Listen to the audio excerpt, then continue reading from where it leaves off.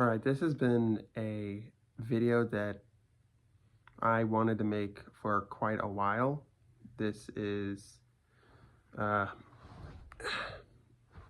something that I wanted to talk about. So, I was born with autism, and I feel, this was growing up. Transformers was one of my many fixations. And I've been collecting since I was 7. My introduction to Transformers was the first Michael Bay movie, and being a long-time Transformers fan, I am going to be 26 in this December. At the time of this recording, I have some concerns about what Transformers is currently.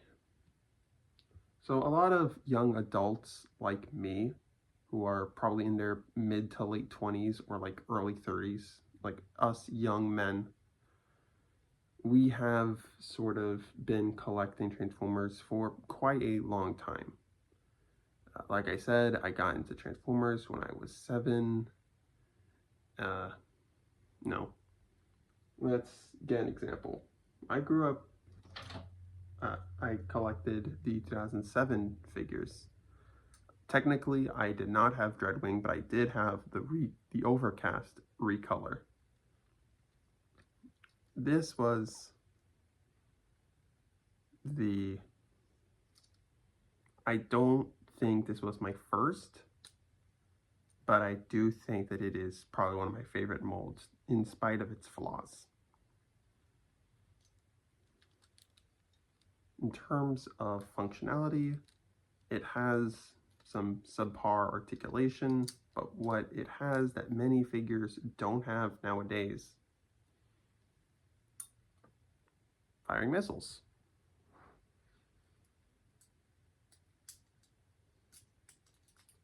In there. The one problem that many people have, well, not people, but mainly like toy industries have, is that nowadays they don't do this. They don't do firing missiles, or at least Hasbro doesn't. You wanna know why? Because Hasbro has a delicate, flowering little vagina, and they don't want you to like have anything that's like firing missiles, because oh no, a fucking child could choke on it. I don't care. All right, I'm probably not gonna have kids. What woman would fucking want me? Look at me. The more I look at toys that I never really got as a kid, but were around. I got this at a convention I went to with my friend when I was like 17 or 18. I think 17. And this is the Revenge of the Fallen Swerve. This was a recolor of Sideswipe. Although it does look like G1 Sideswipe. Or rather just Revenge of the Fallen Sideswipe. Retooled with a new head for, a Sideswipe for like G1 Sideswipe colors. Something I kept around for like 9 years was this custom painted AoE crosshairs that I did. The problem is that,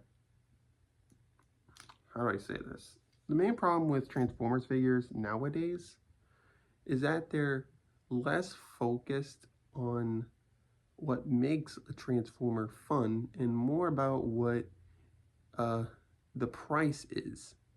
Like, if it's going to, be pricey rather than if it's going to be actual fucking fun.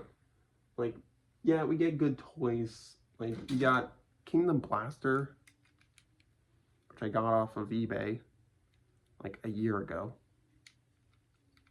I remember it being a year ago. It was like October.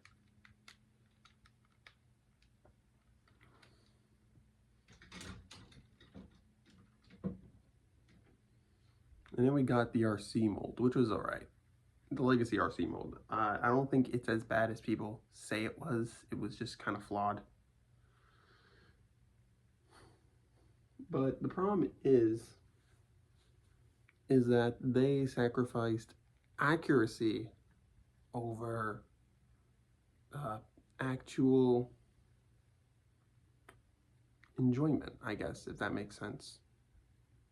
Another great thing about early Transformers was the fact that, I wouldn't say early, but like 2000s Transformers, let's say, is that it was a lot more experimental with its gimmicks. So I did technically have a mini-con, because I got the 07 Inferno, which was a recolor of Armada Red Alert, the one for the 2007 toys. And this here is Breakneck.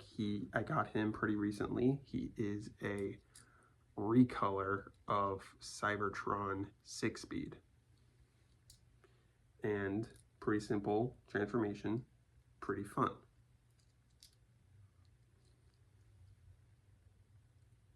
See that?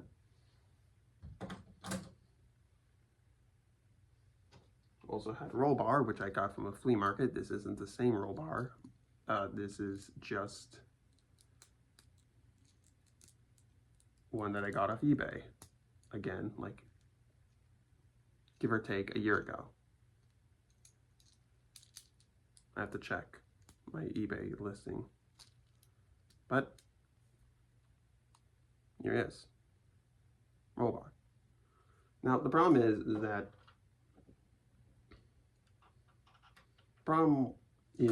that price increase, not a problem. Coincidentally, in 2007, deluxe figures were $7. I remember this. But as inflation goes up, so do the prices of figures. This has been a problem for a very long time for collectors, you know. I don't like inflation. You probably don't like inflation unless you're a fetishist. In that case, don't look up Sonic inflation. Another problem is scalping. It's a pain in the ass, and if you scalp, you should consider going to church. Yeah. I think that when I look back on what I collected when I was a kid, there were a lot of good figures, and there were a lot of, even if a figure is bad, you will always love the figures that you had as a kid, or like something that reminds you of it. Like, I had, I'm pretty amateur at this. This is 07 Deluxe Dropkick. I had the recolor of him, which was the Autobot Salvage, not him. You know, it's pretty innocuous. This is a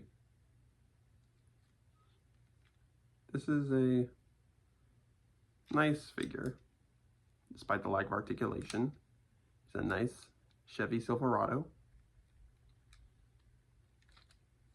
I could transform him, but, you know, don't really have the time to, since this is probably going to end up being a 10-minute video. But what I want to say is that my main concern is that they are prioritizing, you know, price and, you know, accuracy to old, instead of embracing what can be. They look back at what was, and that's completely fine. If they want to do like a complete figure for, entirely new figure for old designs like G1, that's completely fine. I don't mind that. The problem is that it's all they're prioritizing nowadays, is they're prioritizing G1, rather, like all of it, instead of you know, the entire franchise. Now, this may sound a little redundant since, yes, we are getting figures of non-G1 characters, and we got Age of the Primes, yes, Age of the Primes, Red Alert, we did get him. A lot of G1 versions of non-G1 characters have been introduced, such as, you know, Legacy Bulkhead. I never had that figure, but I don't really think I'd mind owning one. I don't really think that it would be as bad. Let me know. And yeah, this is mainly my video talking about my looking at the past of, like, my past with Transformers. And I hope you guys enjoyed the video to some degree. You know, and, well, goodbye. Thank you for watching, and remember, Christ is King.